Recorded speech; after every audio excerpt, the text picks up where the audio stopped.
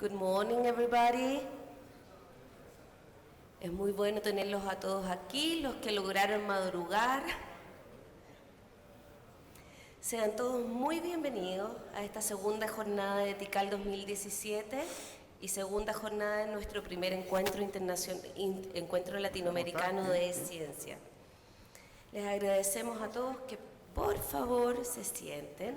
Yo sé que es grato saludarse con los amigos, también lo estuve haciendo recién, pero en rigor del tiempo y por respeto a los panelistas que vienen, los invito a tomar asiento y comenzamos. El menú de hoy, en materia TIC y de ciencia, contempla 4 presentaciones plenarias que van a ser distribuidas en la jornada de la mañana, la que comienza ahora y la de la tarde.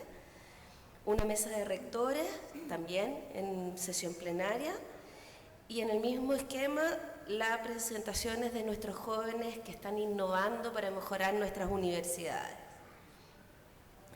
En la selección de sesiones paralelas, en TICAL tenemos 3 bloques, en gobernanza, infraestructura y gestión, que suman 11 presentaciones, y en ciencia tenemos 2 bloques, uno referido a medio ambiente y el otro a física de altas energías. Cada uno termina con un debate y cada uno suma 3 presentaciones. Así vamos a dar inicio a este día. Ya están todos calladitos y sentados. Muchas gracias por eso. En nombre de Red Clara, de CONARE, de Red CONARE, queremos darles la bienvenida. Queremos agradecer otra vez el apoyo que hemos recibido de la Universidad de Costa Rica y de los alumnos del TEC de Limón y de la Universidad de Costa Rica por su apoyo. Antes de dar inicio, queremos invitarles a que revisen las bolsitas que les entregamos ayer en la recepción y que saquen de ahí la encuesta y vayan evaluando las sesiones en las que participan.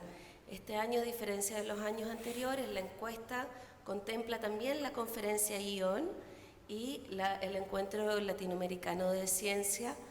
El objetivo de esta encuesta es hacer cada vez mejor estos eventos y ver cómo podemos entregarles contenido de mayor calidad para que sigan creciendo ahora nuestra comunidad TIC y nuestra comunidad de ciencia ligada a las TIC, que esperamos que crezca y se fortalezca iniciando este año.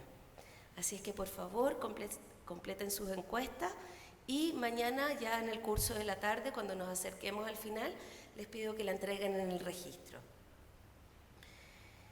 También quiero recordarles que mañana tenemos nuestra tradicional cena de gala, que va a ser realizada aquí en el hotel, una vez pasadas las dos piscinas que hay.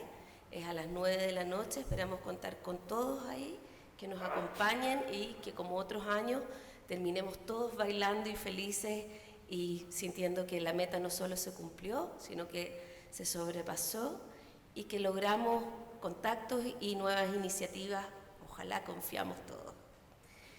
Bien, sin más dilación, quiero dar paso a las presentaciones de esta mañana y para ello voy a dejar con ustedes al doctor Nicolás Alejandro Vázquez Pazmiño, de la Escuela Politécnica Nacional del Ecuador, quien va a introducir a nuestro primer panelista. ¿Se encuentra él acá? Bienvenido.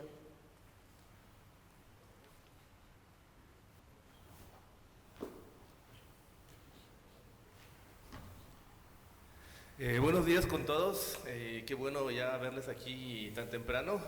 Y hoy vamos a comenzar nuestra primera conferencia hablando de astronomía. Bueno, la astronomía creo que es muy importante en América Latina porque la mayoría de los telescopios más grandes del mundo se encuentran en América Latina. Tenemos Piaget en Argentina, que es el telescopio más grande del mundo, tenemos Hawke en México y tenemos todo el consorcio de telescopios en Chile, ¿no es cierto? Entonces, esta mañana nos va a acompañar el doctor Chris Smith, quien es jefe de misión del observatorio Aura. Entonces, este observatorio Aura une a varios telescopios de todo Chile, del Cerro Tololo, Gemini Sur, SOAR, LSST.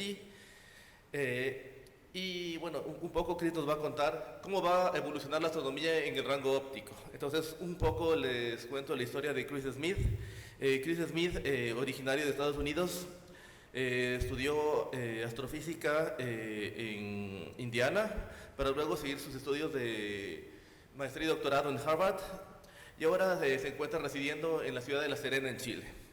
Entonces, entre las investigaciones más importantes de Chris se encuentra el estudio de supernovas en alto corrimiento al rojo y justo nos va a contar un poco cómo van avanzando estos proyectos en la astronomía óptica en el hemisferio sur.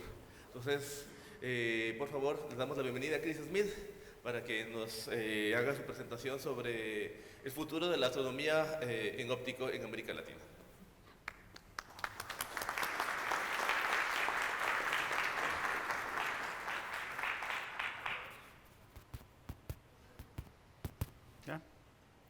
Bueno, gracias por venir esta mañana. En primer lugar, quisiera agradecer a los organizadores por invitarme a hablar. Es un honor dirigirme a un grupo cuyo trabajo es, como ves, tan importante para la astronomía y nuestra comprensión del universo. Bueno, ahora voy a cambiar al inglés, dejando la traducción a los profesionales para que no tienen que sufrir mi acento ni mi Spanglish. So, Spanglish, sí.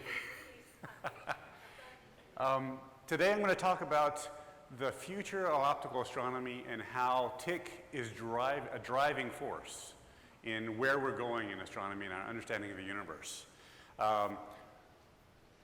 The talk is given from the perspective of the mountains, the high mountains in Chile.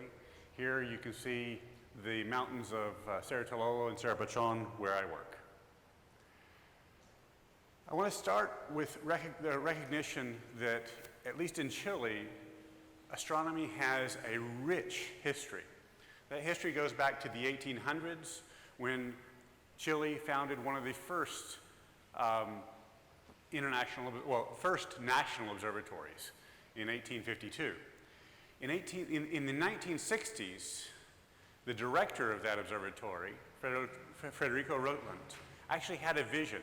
He could see the next generation of telescopes being built in the northern hemisphere. Large telescopes, the largest at the time, 4 and 5 meters, and basically not much development here in the southern hemisphere. He flew to the United States and actually invited astronomers there to collaborate, to take part in an initiative to look at the southern skies. He had a vision that Chile and South America could play an important role in our understanding of the universe. Why Chile? Well, first of all, Chile is dominated by the high mountains of the Andes. And the higher we get in general in Chile, above more of the atmosphere, the better. But we also need smooth airflow coming off the ocean that gives us very sharp images. And, of course, we need clear skies, cloudless nights. In Chile, we can get up to 300 or over 300 nights a year of cloudless nights. Also, we need very dark skies. We need to be away from cities. We need to be places where light pollution is not affecting us. And finally, we need a solid infrastructure and a solid support for the government. The development of these facilities involves millions, if not billions of dollars of investment, and we need that support, that infrastructure, to be able to develop. Bueno, in the 1970s, we developed these facilities in Chile using the ideas of classical astronomy. At that time, we were using photographic plates. Astronomers would travel for thousands of miles to come to the high mountaintops of Chile and spend a few nights on the mountain observing in the dome, looking through the telescope, using photographic plates, and then take those plates home and reduce them by hand, looking at the images and measuring sizes and trying to measure brightnesses, which is challenging on a photographic plate. That analysis could take months for a single night of observation. In the 1980s and early 90s, we began the digital revolution in astronomy. The era of CCDs was upon us, and we started using these fabulous devices that have really transformed all of society today. Well, they definitely transformed astronomy. They brought a digital revolution into our science. And we built the Cerro Tololo 4-meter telescope, which was at that time the largest in the southern hemisphere.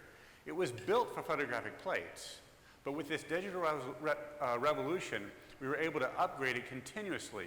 So it kept on the front edge, the cutting edge of astronomy, with ever more sophisticated digital instrumentation.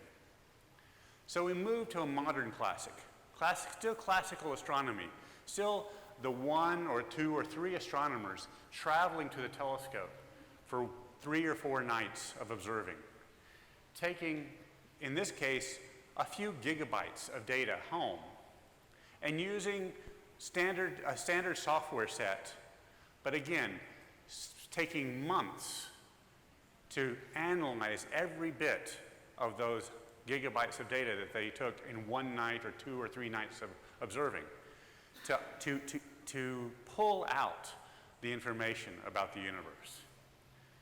This is still, we're still in the classical mode, and you can see that the time scales of analysis were still months per night of observing.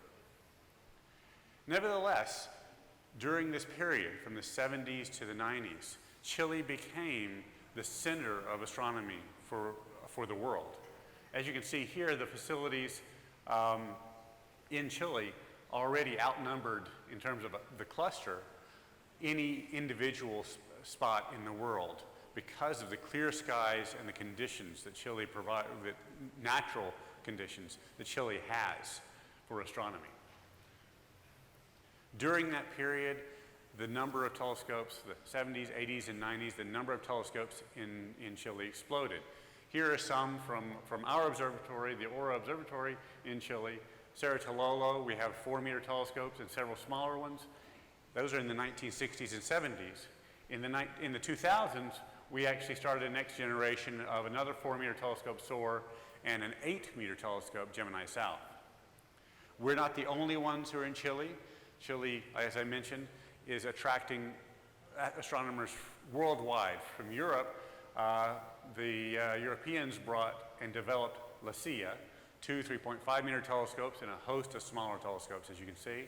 And then in 1998, they opened what was effectively the largest telescope complex in the world in the optical, the Very Large Telescope, with 4 8-meter telescopes on Paranal. Carnegie Institution, the private institution from the US, also got involved in Chile, bringing, in the 1960s, bringing modest-sized telescopes, 2.5-meter and a slightly smaller one, and in the 2000s, bringing 2 6.5-meter telescopes. You can see the amount of investment here is huge, and the opportunity to understand our universe as we put bigger and bigger telescopes together grows. This is all what we have today, but we're on the verge of the next generation, next wave of telescopes, the ground-based telescopes, specifically in Chile. In the 1970s and 80s, we built 3 to 4-meter telescopes. The Blanco 4-meter from the US, the 2 3.5 meters from Europe. In the 1990s and to 2010s, that period, 20 years later, we built 8-meter telescopes, in Paranal and also Gemini. Now we're on the verge of the next generation. We're looking at new windows and new facilities with larger collecting areas. We're on the verge of a new era in discovery and understanding our universe. As you can see here, in fact, with these new facilities, Chile will be hosting about 70% of the collecting area, the ground-based collecting area of astronomy in the world. One of these is already operational, ALMA, you may have heard. This is the largest single telescope site in the world, with about 66 antennas up at 5,000 meters, looking at the radio sky. The next one to come online, in terms of these extremely large telescopes, will be the Giant Magellan Telescope. This is a 25-meter diameter telescope. Each of these mirrors is 8.4 meters. It's a huge telescope which will extend our reach, as will the European project, the Extremely Large Telescope, the ELT. This one already, also, these two are under construction today. The ELT will be the largest telescope in the world for a long time, largest optical telescope. If you can imagine a mirror almost the diameter of this room, looking at the sky and extending our reach, our ability to study either very faint objects like distant planets or very, very distant objects, quasars and stars at the beginning of the universe. But one thing is still true. Even with the next generation of telescopes, incredibly large telescopes, the majority of these telescopes are and will be used in the classical mode, assigning a few nights to a few astronomers to study one or two or a set of objects, and then the next few nights going to another project. Even these largest facilities will probably be scheduled for individual projects in a classical way. But things are changing. They started changing about 20 years ago with a project called the Sloan Digital Sky Survey. There, astronomers started to think big in a different way. Not big glass, but big data. With Sloan, we started to look at how to discover, how to understand the universe with statistical methods and large samples instead of individual objects or samples of 10s or 20s. These surveys and the science that comes with them are growing. And they're filling a really important niche or place in our understanding of the universe. The classical approach simply won't work for some of the most important questions we face, not only in astronomy, but in physics. One of which is, what is this thing we now call dark energy? It's a mysterious force that neither physics or astronomy really understand, that's pushing an acceleration of the expansion of the universe. We discovered that this existed in the late 1990s, and much of astronomy, much of our work has gone into trying to understand what is dark energy. But dark energy is a 1% or a less than 1% effect. We can't see it in one or two observations. We need statistical samples to pull out the signal. We need large statistical samples to provide large, uniform, well-calibrated, well-controlled sets of data. We need new instruments, we need new telescopes, and we need new methods to deal with those samples. And that brings us to the next generation, the evolution of astronomy. Astronomy with big data. Oops. We started this in 2012 with something called the dark energy camera. We installed this on the Blanco 4 meter. Here we go again. Okay, wake up everybody. We started this in 2012 installing the dark energy camera on the 4 meter telescope we have. That camera is 570 megapixels, the largest focal plane in the southern hemisphere, and the third largest focal plane in the world. This is an image from the dark energy camera, actually one of the first light images. And you can see this is covering about the size of 3 moons. And you can see the red square there. You see the level of detail that we can get. That's from the same image. So we're looking at a lot of sky at one time, but in exquisite detail. Each image from this camera is 1 gigabyte. We can collect over 1 terabyte a night in survey mode. And we're using this to map 1/4 of the southern sky. The data, to manage this flow of data, we have to reduce it much more efficiently than the old style of several months of processing for one night of observing. In this case, we're moving one night's data, about a terabyte of data, up through the networks to Illinois, to the National Center for Supercomputing Applications, and processing it, looking at the data, at least having programs look at the data, so that can educate the next night, the planning for the next night of observing. The total data set of the 5 years for this one instrument will be something like 10 petabytes, with public access for astronomers and also kids, school kids, to look at. That's actually only the step we've taken so far. We're really excited about the next step in astronomy. Really excited about changing the way astronomers all over the world look at the universe. We want to embark on a new generation of astrophysics called massively parallel astrophysics. Instead of going to the telescope for one project, we want to do all projects at once, in parallel. We want to create a data set that can simultaneously be used to study dark matter, dark energy, asteroids that could be coming to destroy regions on the Earth, understand our own solar system, the birth and formation of solar systems, and as well as what's going on in the sky, things that change, comets and stars that explode, galaxies with active nuclei.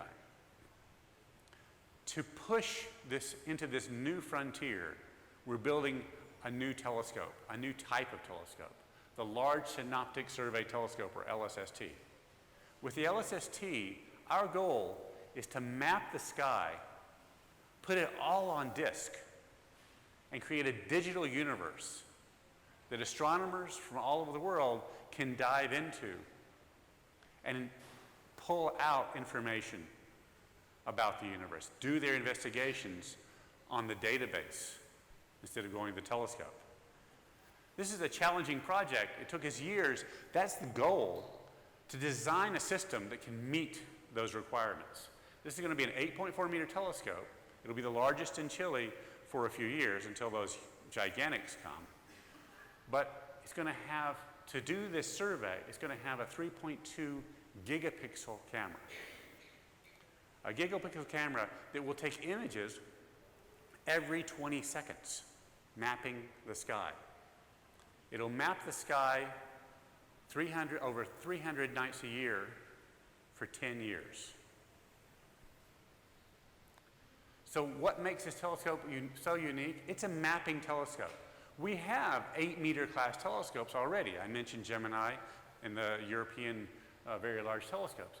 They're 8 meters, but they look at, we have a rule that in general, as we look at larger telescopes, we see smaller pieces of the sky. We're breaking that rule with LSST. With LSST, we're building an 8.4 meter mirror with a huge field of view. This is a mapping machine, mapping the universe. We're putting it at one of the best sites in the world, up there on Cerro Tololo in northern Chile. And we're putting together the telescope, the site, and a support facility that's incredibly important, that contains a data center that can handle all of this data. The telescope itself is unique. It has 3 bounces. The light comes in, bounces off the secondary, then bounces off the tertiary, and then goes up to this area here, where we have our camera. The camera is not shown here, but the camera itself is about the size of a small car. A several-ton camera with 3.2 gigapixels that can be read out in 2 seconds, so we can map the sky. Each of those images will be 12 gigabytes, and we'll be taking an image every 15 to 20 seconds. Every night, 300 nights a year for 10 years. We'll be producing between 15 and 30 terabytes a night. And we have a unique requirement. Not only do we want to map the sky, we want to know what's moving or what's changing within 60 seconds of the shutter closing on our camera. So we need to process this data in real time. To do that, well, why are we doing that? We're doing that so we can to detect changes and alert other telescopes, like Gemini, like the VLT, and maybe even those larger telescopes, ELT and GMT, about what's happening in the universe, so they can look in the same place and understanding what is changing. We also, because this is a major survey, we also want to continuously and in real time monitor the quality of the data coming in, so we can adjust the observations to maximize the quality. This is going to be a 10-year survey, a huge investment, billion-dollar investment. So we want to get every image right. So we need continuous data quality analysis. So we have to reduce that data in real time. So here's where TIC is so crucially important. Terabytes of data flowing in real time, flowing down the mountain from Pachon to La Serena, and then flowing from La Serena up to the US, to the supercomputer in Champaign-Urbana, Illinois. And they're processing every image within 60 seconds, and then sending out anything that changes to the world. So we're putting together a distributed processing network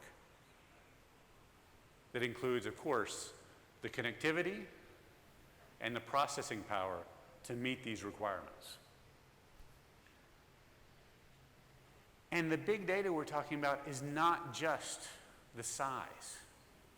So 15 to 30 terabytes a night is a lot in volume. But we're also looking at an increasing complexity of the data. Today, from these data, we're not expecting just to measure the brightness of a few stars. We're going to be measuring shapes of every image, of every object. We're going to try to be measuring the photo Z, the distances through photometry, through the colors of the objects. And we're going to be trying to classify objects in real time through computer algorithms. This, of course, requires network connectivity, data processing, and most importantly, advanced processing, advanced techniques in data mining and analysis. Just to give you an idea of the back end of this system, I told you the front end is putting 30 terabytes into a pipe. Coming out of that pipe, we're looking at 10 million events per night, things that change in the sky. And then when we put all that in the database, we're looking at 37 billion objects. We're looking at 30 trillion measurements of those 37 billion objects. We've got to build a system of computing, data transfer, data computing, and data analysis that can step up to these challenges. When am I talking about? I'm actually talking about tomorrow, already. This building is already complete up to here, up to the dome, on Cerro Pachon. We're looking at first light in 2020, maybe 2019 if we get there, and full operations, full flow of that tsunami of data, continuous in 2022. So what do we need? What are the requirements? Well, first of all, we've got to move that data. We've got to move that data from the mountaintop to the US through high-speed Chilean bandwidth and international bandwidth with our partners Reuna, Amlight, and Red Clada. We need distributed computing systems to manage that data, to store data, make sure we don't lose a bit. We're working with NCSA as well as collaborators in Chile and LHPC, the National Laboratory for High Performance Computing, a similar system in Católica and others. We need to figure out how to establish effective access to petabytes of data. The goal here is to provide effective access to petabytes of data to astronomers all over the world. So Reuna is helping us in terms of developing and delivering not gigabit, but 100 gigabit networks from La Serena to Santiago. They've been doing this for years with us, first providing 100 megabits and then gigabit and then 10 gigabit networks as our digital challenges grew. Today we're on 10 gig and we're going to 100 gig. Our international partners at Florida International University through AmLite, and of course, in that, I should say AmLite and Florida are the leading institutions, but many of the organizations represented in this room are part of AmLite, including RNP, FLR, Internet 2, ANSPI, and others. So we're building a network to go from Santiago up to Miami to put it on the Internet 2 so we can take it to Illinois. Here we're looking at 100 gigabit rings to deliver the data. And we're going to multiple 100 gigabit rings and spectrum to get the data where it needs to be. Those are the operational partnerships we need. But we also need scientific partnerships. We have to be able to understand and analyze and pull out information automatically from these petabytes of data, automatically finding unique objects, separating the small signals of dark energy from the massive data set we have, and combining petascale data sets in new ways. It requires techniques that deal with not just the quantity of the data, but also the quality of the data.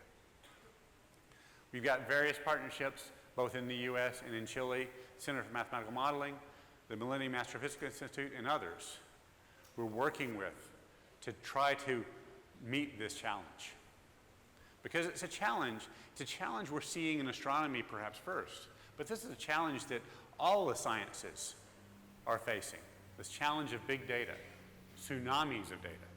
It's changing the nature, the way we do science, from hypothesis-driven science to actually data-driven science, looking at the data and seeing what's there.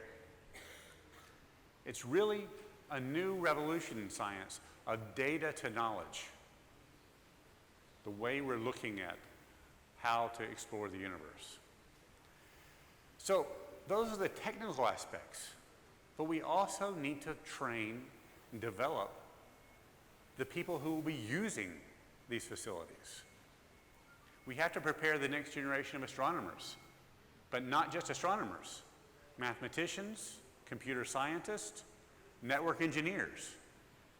We've got to prepare a whole community to make this work. This is a great slide, actually, I stole from Jim Gray. He put it together years ago.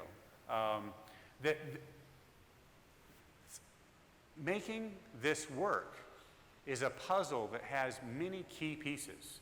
You've got the scientists who are going to analyze the data, but you also need miners to be able to go through the data. You need plumbers to be able to make sure that you can move the data and process the data. And you need the people who are developing the tools to do all of this. We've started in La Serena in collaboration with the Center for Mathematical Modeling, National High Performance Computing Center, MAS, Reuna, and many others, a school, an annual school to start bringing students in. And we're bringing astronomy students in, mathematicians, computer scientists to sit together and attack problems, trying to build those collaborations and those habits very early. In 2017, this year, we're actually expanding that from not just astronomy, but we're expanding it from astronomy to bioinformatics as well, realizing that this big data challenge is not just in astronomy. That's getting your undergraduates and graduates involved, but we really believe that astronomy can pull in many more. It can reach the community at kindergarten through 12th grade. So we're making sure that the LSST data is available to professors and to students in classrooms to try to start them, not only that they become astronomers, but they become scientists, computer scientists, network engineers. Again, building this community that will enable us to better understand our universe. Of course, we can't just focus on the pipeline feeding. We have to also make sure that we're providing the community, today's community, with the opportunity to learn and exchange ideas. We're collaborating with the Center for Mathematical Modeling on the 5th Photons Symposium to bring together different aspects in biology, astronomy, medicine, bring together those experts to exchange ideas. We're also bringing together experts later this year in Chile from the software community, the network community, and the astronomical community at the Astronomical Data Analysis and Software and Systems workshop, conference there in Santiago. So I'd invite you, all of you, to think about attending one or all of these. So from these platforms in northern Chile, we're trying to build not only a platform to understand the universe with big glass, but a community to help us understand the universe, to help us manage this data tsunami that's coming. And from there, usually sunset's the end of something, but for an astronomer, it's just the beginning. So thank you.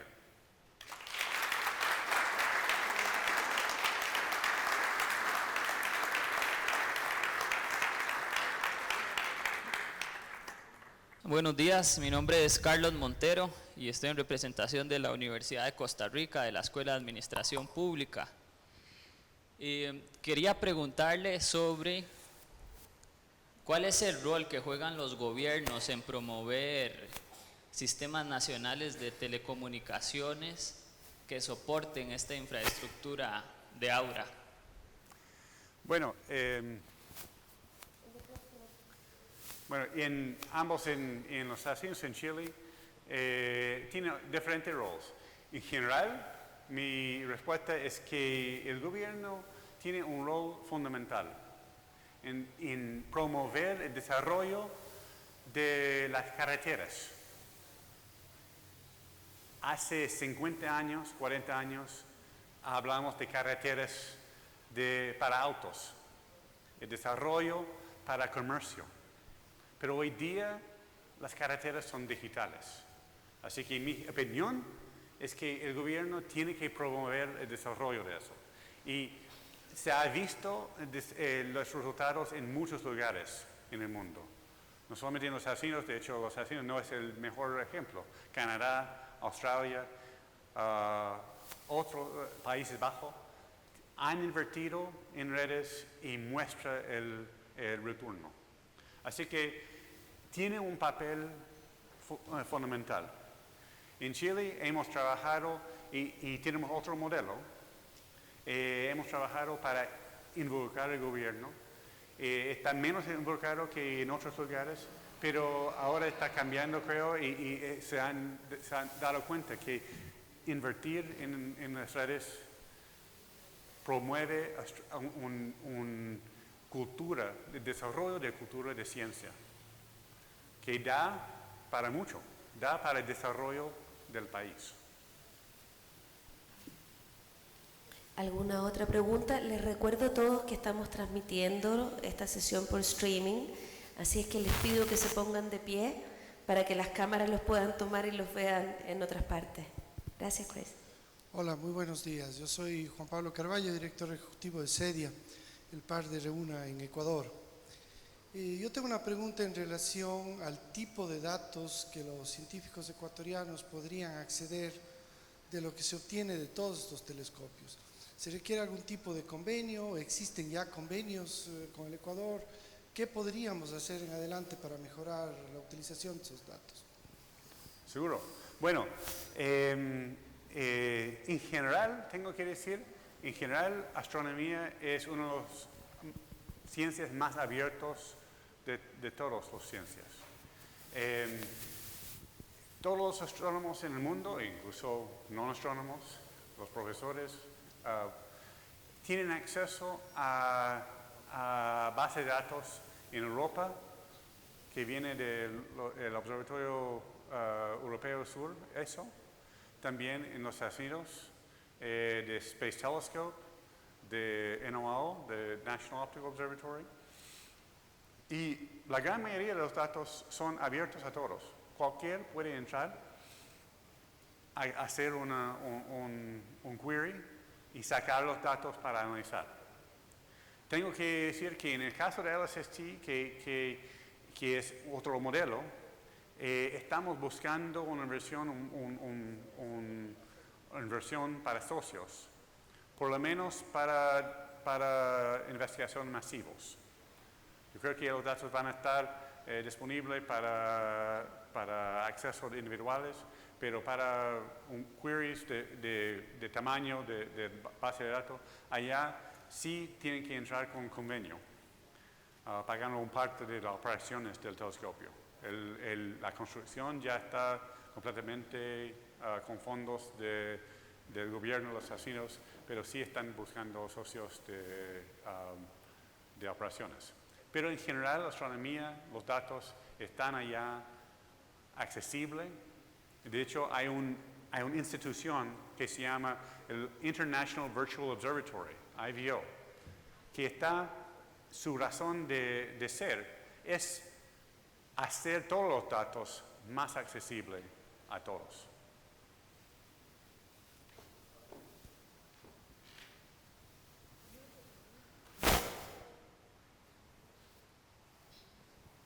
Sí. La pregunta que quería hacerle es, ¿qué le pediría usted como un investigador de esta disciplina a las áreas de tecnología de las universidades? O sea, de las universidades donde investigan estos investigadores. O sea, ¿qué apoyo necesitarían? Bueno, lo que escucho de mis colegas de universidades siempre es la última milla. Nosotros estamos enfocados en relaciones con RIUNA, RNP, con los grandes redes, Internet 2 en los Estados Unidos, para que movemos los datos del telescopio al centro, pero también que tenemos accesibilidad, que entonces estamos abiertos con grandes conexiones al base de datos hacia afuera. Pero mis socios en las universidades siempre me dicen, pero desde mi computador no tengo acceso. Así que lo que yo espero es que las universidades tomen ese desafío, dando cuenta que esa accesibilidad es fundamental a la ciencia y haga la última milla, que funcione bien, que trabaja con las grandes redes para optimizarlo para ese tipo de ciencia, la ciencia de Big Data. Bueno, una pregunta muy sencilla, doctor. Creo que ya se la han hecho en otras ocasiones. Pero bueno, ante un desarrollo industrial también muy fuerte, que estimula que los estudiantes pues, en los diferentes países pues, puedan emprender ciertos desarrollos y puedan generar empresas y bueno, enfocados en un desarrollo económico, etc., etc. Una pregunta importante, ¿por qué estudiar astronomía? Realmente, ¿cuál es el futuro de estudiar la astronomía para los países? ¿Por qué es importante la astronomía en el desarrollo de nuestras sociedades? Bueno, yo siempre digo que hay dos respuestas a eso, uno de alma y uno de práctico. Para mí, el alma es lo más importante, es fundamental. Desde el principio de la humanidad, hemos preguntado, ¿de dónde venimos? ¿Hacia dónde vamos? ¿Y hay vida allá? Esas son preguntas que los astrónomos, con la ayuda de toda esta comunidad, están tratando de entender. Y eso es algo fundamental en nuestro ADN. Pero sí hay cosas más prácticas. Imagino que todo en esta pieza tiene por lo menos 2 dispositivos conectados a Wi-Fi. Resulta que el patent de Wi-Fi, una parte de Wi-Fi, viene de Australia y viene de un astrónomo tratando de entender señales llegando del universo. Así que hay ejemplos prácticos. Algunos de nuestros software de imágenes se puede ayudar en el desarrollo de procesamiento de imágenes médicos. Algunos elementos del ALMA, de los telescopios radios, están en nuestros teléfonos celulares. Así que hay práctico, pero para mí, por lo menos, el fundamental es nuestro entendimiento del universo. Sí, Eduardo. Eduardo Veira, de la Universidad de Chile. Más que una pregunta, quisiera complementar un poco las consultas que te han hecho, Chris, en el sentido de que, a diferencia de la astronomía tradicional, los desafíos de la astroinformática realmente tienen una repercusión en todas las áreas del conocimiento y sobre todo en la formación de la gente. Y quería simplemente compartir la experiencia de la Universidad de Chile, que empezó a trabajar con Aura hace más de 10 años, viendo que esto se nos venía en el futuro, que hoy día es prácticamente mañana, como dices tú. Y entonces se ha hecho un esfuerzo en formar gente en el uso masivo de datos, utilizando la oportunidad que brindaba astronomía, especialmente en Chile. Ese esfuerzo creo que está rindiendo frutos y hoy día el conocimiento es altamente interdisciplinario. Así que más que focalizarnos en los resultados, hay que poner mucho énfasis en los procesos. Y yo creo que ahí es donde hay una tremenda oportunidad de impacto educacional. O sea, hoy día, recuerdo que hace 10 años, a mí personalmente me costó mucho convencer a alumnos que entraran en esto. Hoy día hay una demanda por esos alumnos mucho más allá de la astronomía. O sea, para hacer real-time mining, real-time medicine, etcétera, se requiere todo el conocimiento de machine learning, etcétera. Así que eso es tremendamente importante. Así que yo quisiera hacer una invitación, por lo demás, a toda la comunidad latinoamericana a participar en lo que empezamos en Chile, pero que tiene una visión mucho más allá de nuestras fronteras, que es la Escuela de Datos de La Serena, que se está haciendo para justamente poder hacer hands-on learning con todas estas oportunidades, y el simposio de Pucón, que se hace a fines de agosto, o sea, año por medio, que también atrae gente que está mirando el desafío del análisis de los datos masivos. Y como decía Chris, este año se hace en astronomía más biomedicina, y es muy interesante lo que los astroinformáticos y los bioinformáticos pueden compartir en términos de las herramientas matemáticas y computacionales que se requiere para poder filtrar todo este tsunami de datos y sacar conclusiones científicas valiosas. Gracias. Y un elemento más que yo toqué, que lo que hemos visto, y creo que es obvio, que astronomía es una ciencia encantadora, no solamente para el público, pero para los niños. Entonces puede ser un elemento para crecer, no para desarrollar más astrónomos, pero para desarrollar una maravilla para la ciencia en general en los niños. Y eso sirve para desarrollar la cultura de ciencia en cualquier país. Thank you, Chris. This has been really an enlightening presentation, I would say, from the stars.